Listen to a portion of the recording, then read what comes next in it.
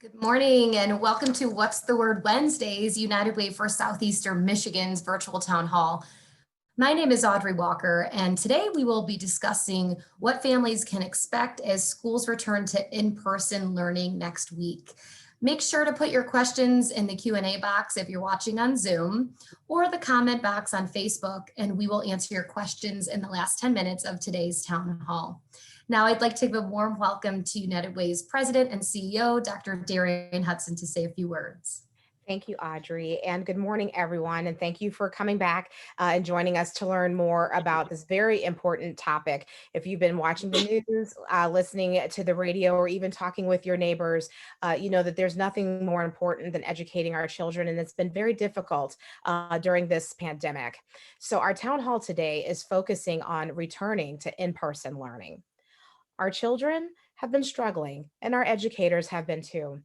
We know that there are a number of concerns about our children's safety and the safety of our teachers once all of us are back in the classroom. But that's why we're grateful today to be joined by Kyle Guerrant to share information with us about what families can expect as children return to in-school learning. Mr. Guerrant is the Deputy Superintendent of Finance and Operations with the Michigan Department of Education, where he leads on financial management and school finance, health and nutrition services, and the Library of Michigan.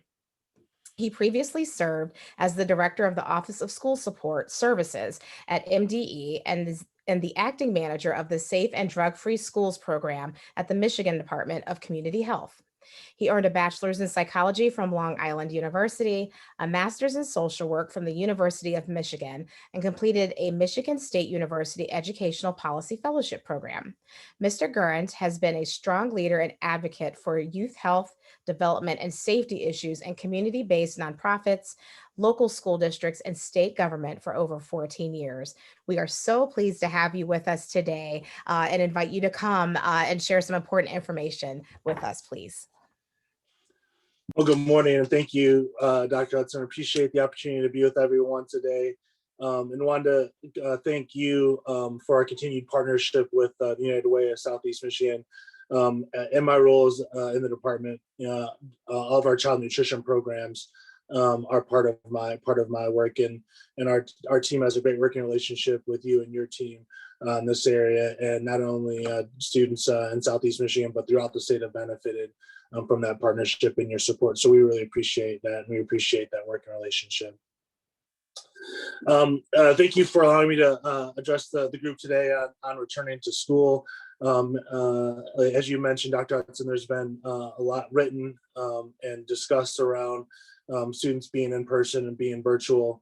Obviously, first and foremost, the pandemic is a public health crisis, and public health has been kind of the foremost focus on policymakers since last March.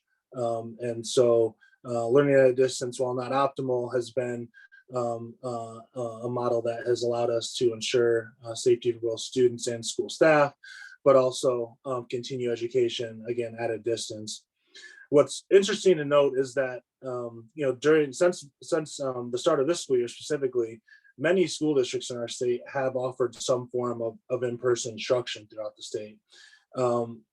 Whether it was for specific subgroup populations, students with IEPs, English language learners, or some districts, especially smaller, more rural districts, have been offering fully in-person learning. And so in pockets of our state, and the data bears out, districts that are larger, especially in our urban centers, have been virtual at a higher rate than some of their peers throughout the state. So on Monday, the Educational Policy Innovation Collaborative, or EPIC, at Michigan State University released their monthly analysis of school districts' return to learn plans. So as some may remember, back in the fall, the legislature passed a return to learn package and included some data reporting requirements on districts around their intentions and how they're providing instruction both virtually and in person, and requiring school district boards to reaffirm those plans on a monthly basis. And so EPIC has been doing analysis of those plans since the fall. February saw the largest increase from 64% to 83% in the number of districts planning to offer some form of instruction for the remainder of the school year. So as many of you may know, the governor has really set a target date for districts to begin in-person learning on March 1st next week. And so many districts are rising to meet that challenge if they hadn't already. The portion of districts planning to provide some form of in-person instruction has been increasing steadily each month during this calendar year. By February, 65% of districts were planning to offer fully in-person instruction to students, and 18% of districts were planning to offer hybrid instruction. Only 15% of districts were planning to offer only remote instruction, which was a 57% decrease from last month. As we do return to school, both students and staff, there's an air of excitement and anxiousness to returning in-person instruction. During the governor's student recovery advisory meeting last week, there was a panel of students from across the state that talked about their experiences with school this year, both in person and remotely. And to a student, many of them focused on, the real kind of grief and loss of not being in person, not being around their peers, not being around their teachers and staff who care about them. And I think that is something that districts are keenly aware of. And focusing on mental health and social emotional learning has been something that has been a focal point throughout the pandemic. It has been made more challenging being at a distance, and trying to be able to connect with students and families during this time has been a challenge. Districts have, risen to the occasion on providing technology to districts. There's been a lot of federal support, both in CARES Act funding, both one and now two, that will be going to districts. But last spring and into this fall, districts are very focused on providing students and families with the technology needed to facilitate in-person learning. As you're aware, that there are inequities throughout our state that we've tried to address, both in devices and access to the internet, that are persistent, but districts have been focusing, policymakers have been focusing on closing those gaps. As we look to the remainder of this school year and getting back in person, there will be a heavy focus on what we're terming foregone learning. So while students may have not had the opportunity to learn as much as they would have normally done in an in-person setting, there has been learning going on during this school year. So there will be a challenge to districts and school staff to understand within their student populations what students have and haven't learned to this point, where the gaps are, and then planning not only the summer, but as we look into the fall of next year, on addressing that foregone learning to catch students up as much as possible. Now, when you look at the amount of time that districts missed, that students missed this past spring, when the pandemic was first declared in March of 2020 till now, the best way to address that learning loss, that foregone learning, is to increase time. And many of you may have read the state superintendent, Dr. Michael Rice, pushing that perspective over the last couple of weeks. There is no shortcut in terms of education, and the time that has been missed can't be made up with less time. And so, many districts are looking at their summer opportunities, starting school earlier in the fall, to have an opportunity to better assess students and to begin planning on addressing that foregone learning. So all in all, again, I think like many of us, I was listening to a parent who was testifying yesterday in the Senate Education Committee about their students' experience. And, for some students, learning at a distance has been beneficial. And, friends and family, neighbors that I talk to, there are students, especially as you look in the secondary level, middle and high school, who are going to continue to stay at a distance and learn virtually for the remainder of this school year because they are thriving. And it's a better situation for them. Many again fall in the category of want to be around their friends, want to be back in person and around staff that care about them. But this parent yesterday was really talking about how their student just has not been the same learning at a distance and learning online. And academically, it's a grind, but they are making it work. But really the challenges of isolation and fears of the virus have really affected their student. And it just kind of brought home to me that all of us have been affected by the pandemic, and our lives have been changed. And so as students and staff return to buildings, there is some grace and patience, I think, that will need to be given both to students and staff as, again, they're navigating this new environment. We've navigated a new environment the last 11 months and going back to school with COVID safety protocols and precautions. And that's going to be another change into how you manifest that in the in-person learning environment. So with that, I appreciate the opportunity to be here today and look forward to the conversation. I will turn it back over to Audrey. Thank you so much for lending us your expertise in this and talking about this with us, and obviously the work of your team and task force. Just to kind of start right off the top here, what can students and parents expect as they come back to in-person learning as far as any state mandates and things along those lines?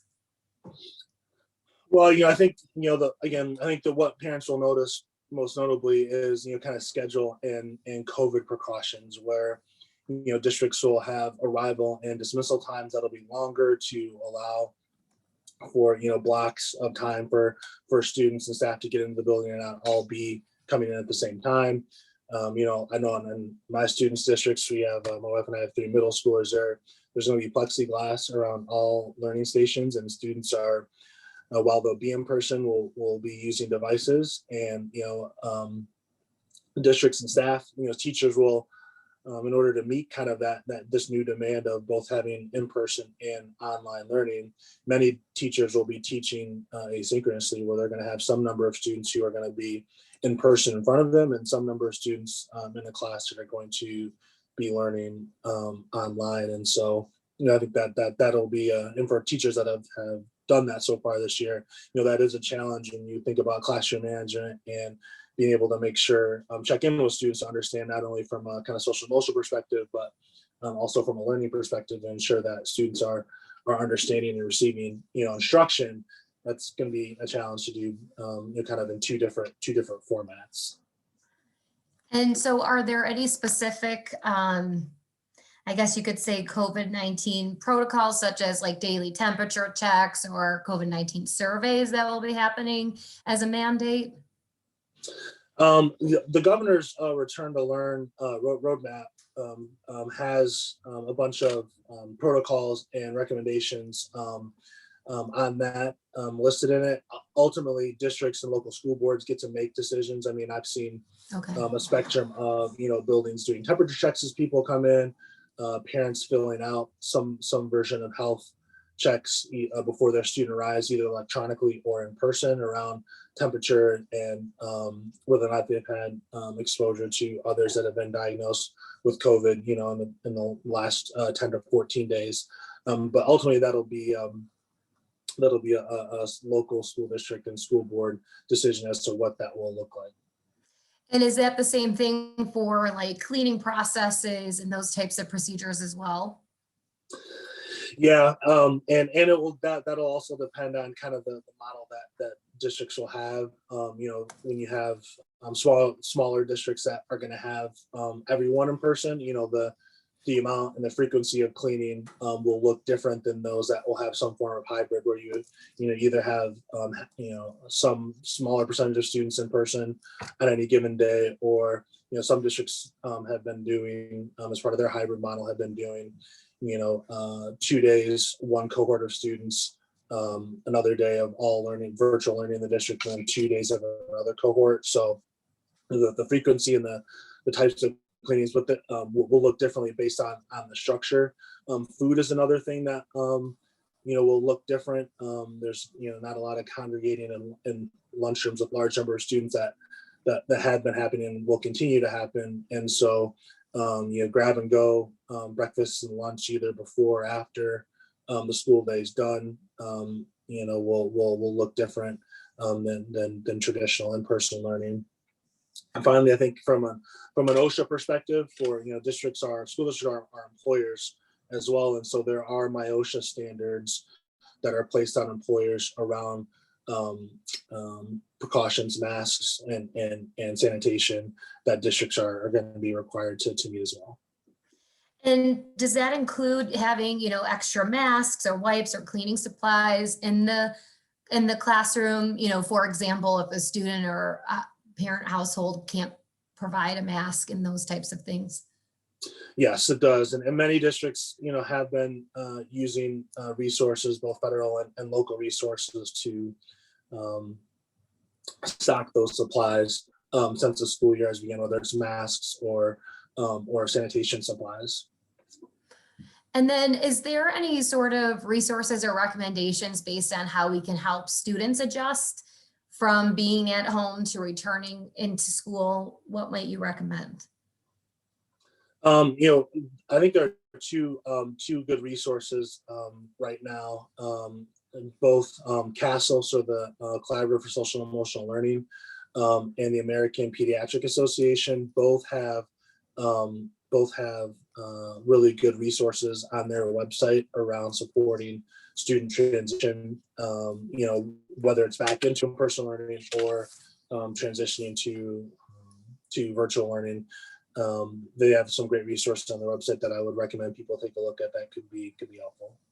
And would you say that's the same types of resources for parents of children with special needs as well? They do, yes. There's also additional state resources, and I can put those in the chat after we get done. There's state organizations that are focused on supporting students with students in our special education that have more specific disability recommendations. When you look at students who may have autism or sensory issues, that they have some specific recommendations that could be useful. That would be great. Now, you had mentioned there is a focus on foregone learning and that sort of thing. How does that play with the traditional testing that's been happening in schools? Will the M-STEP be taking place? What does that look like? Sure. This is a very hot button issue right now. In the return to learn package that was passed by the legislature, there was a requirement placed on districts to use kind of locally developed or local benchmark assessments. So these are assessments that those who have students in school right now are more focused on content that they're learning at the time to understand, to get a gauge or an assessment on where students fall in terms of learning the content that they're in right now. And so districts have been doing that to gauge where their students are at on some sort of 6, 8, 10-week basis. The standardized test scores, so things like M-STEP or the SAT when you get into high school. Last spring, the U.S. Department of Education waived those requirements of states to do that standardized testing. And we just learned on Monday this week that a waiver that Michigan submitted to waive those same requirements this year was denied by the U.S. Department of Education. And so given the transition between administrations, there's still some feeling out as to what's going to be expected of states when it comes to assessment at this point. There will be flexibilities given to states, and we're still trying to understand what those might be. Again, we learned this on Monday evening But there is a focus on assessing students. And again, our perspective has been having educators, local educators, classroom teachers using those benchmark assessments to gain that understanding, and not using kind of high stakes standardized tests to be able to do that. So in the end, though, districts are going to again be required to do some level of assessment, and I think it's going to be needed, especially when we look at students progressing to their next grade in the fall and not having maybe garnered everything they needed in their previous grade to be prepared to take on next school year. So districts are going to need it, and they want to have an understanding of that because they want to be able to support their students in that way. Thank you. Yeah. And I'm sure we'll be getting more updates on that as we go. But getting back to some of the in-person expectations, there are a lot of questions out there around, if a student in a school, has COVID-19, if they're showing symptoms, will the district shut down again? Will the school shut down again? Different protocols. Can you speak to some of what people might be expecting from their schools? Yeah. Well, for those that may follow high school sports, the health department, the Michigan Health and Human Services worked with the MHSAA on doing a pilot test for student testing using antigen swabs to be able to have some sort of real-time testing information. So there are some districts that are going to be participating in antigen testing, both for students and staff. I know the district my students attend, their staff will have the opportunity to volunteer to participate in that testing, so districts can have kind of local real-time information about the virus and potential infection in their district.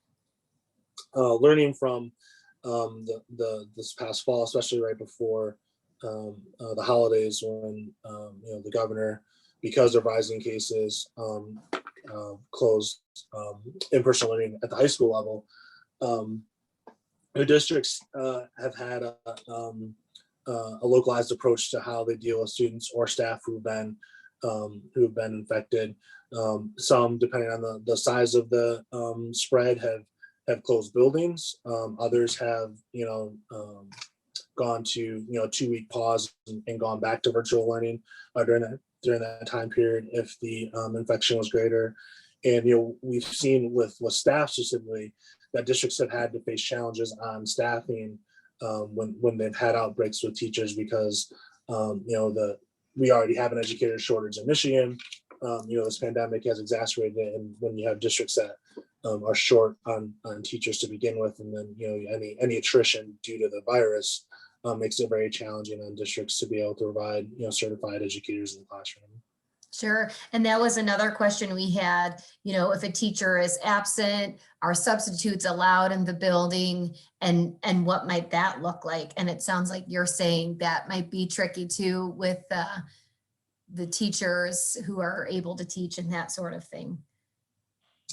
Yep, and in some cases, some teachers that have been diagnosed, or more so teachers that may have been close contacts to somebody who've been diagnosed, have been teaching virtually. So when I talked earlier about the notion of asynchronous learning, that can kind of go in both directions. I know one of my daughter's math teachers, has a pre-existing condition, and she's been communicating with parents that she will remain virtual, teaching her students during that time period. And there will be another adult. It's our students go to East Lansing, so we have the university area. So the teaching college, we have student teachers that are in our district a lot. That person will be the one in the classroom while the main teacher will be teaching virtually for the remainder of the year. So. And where can someone find out the best information, the real-time information about what their school's plans are and what their district's plans are? So the best place is really on their district website. The return to learn law require districts when they approve and reevaluate their monthly return to learn plan, that they're required to post it on their website. Many districts have it as part of the transparency icon when you first go to the homepage that has the financial reporting. They just have put that information in that icon, so it's kind of right up front. The EPIC, our strategic research partner at Michigan State University, if you look at their website, that's another good resource to look at trends across the state, and have an ability to compare what other districts are doing. And then there's an extended COVID-19 learning plan dashboard on the Center for Educational Performance Information, or CEPI's website. They collect all school data. And I can throw that link in the chat too after we get done. But if you just Google CEPI Michigan, it'll come up as well. That's great. And then is there anything else that you want parents or students to know as we return back to school, just based on everything that that your task force has been focusing on?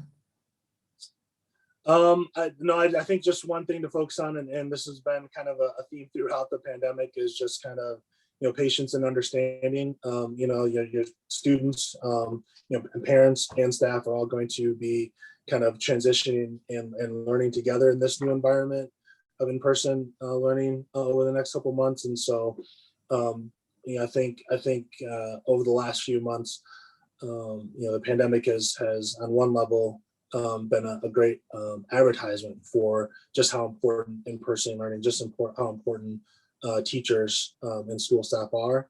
And so I think as people are eager to get back in that environment, that it's going to look different again, and to not expect to be able to go right back to doing everything we did before the pandemic, and that staff and students are both working hard to kind of navigate that. And it's not going to look pretty at times, but together we can make this work. And we just thank you, and thank parents for they've been a primary teacher over these last 10 months as well, and I know how challenging that can be for parents who are working. And so that's that's all I got. All right. Well, Kyle, thank you so much for sharing this information about your work in the task force. And, I'm going to turn it back over to Dr. Hudson here to say a few words. Thank you. Thank you, Audrey. And thank you, Kyle, for that critical information. I turned my camera off so I could just start taking notes because I have so many different people asking questions. And so I just appreciate you taking the time to be here. And we look forward to continuing to learn more about how we can do more to inform our families during this pandemic. So wanted to share a few reminders about a few other topics with those of you who are listening today. First reminder is that we are still operating 211. Help is available to you 24 hours a day, 7 days a week. So it really doesn't matter what the need is, whether it's housing, resources, utility support with your power bills, your gas bills, food, diapers, anything that you can think of. You can start with 211. You can also go to unitedwaysem.org/211 to get support. Now, I want to also point you to resources for scheduling vaccines. Wait, please go back. This is really important. If you are looking for resources to help you get a vaccine for COVID, go to michigan.gov/COVID vaccine.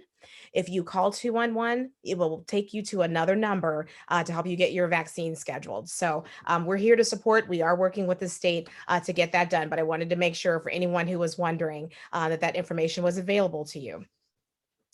Now we can go on to tax assistance. This is a busy season. A lot of help is available for everybody. So tax season is officially open. If you need help filing your taxes, there are several free opportunities that are available to you in our region. If your household income last year was below $57,000, you qualify for free virtual assistance from a tax preparation volunteer. Appointments are available now from Accounting Aid Society and Wayne Metropolitan Community Action Agency, also known as Wayne Metro, and can be made online at claimyourrefund.com. And if you notice, that's 2 R's in the website. I tested the other day and I forgot the R, so I just want to make sure everybody sees that. Also, you can go. We have United Way's My Free Taxes is a free taxing filing tool that's available to anyone regardless of your income. And you can get started. The website is there for you as well, myfreetaxes.com. So our next town hall, I know it's a lot of information I'm whipping through, but just one more thing to share with you. Our next town hall is going to continue to focus on education, but this time we are looking at adult literacy and making reading accessible for all. We are pleased to welcome Sue Clunk, who is the Development and Communications Assistant from Oakland County Literacy Council, and that will be at 10 o'clock a.m. on Wednesday, March the 3rd. If you are looking to see other town halls, we've been doing this now for the better part of a year. You can go to unitedwayscm.org/virtual town halls to receive alerts and also to see previous town halls. So with that, we are wrapping up, and I appreciate you again for being here with us today, and Kyle for so much information. I know many people are anxious about the return to school, our educators as well as our families, and the more information, the better. So very glad that we had so many people join us today, and looking forward to what's to come. Thank you. Be safe and be well.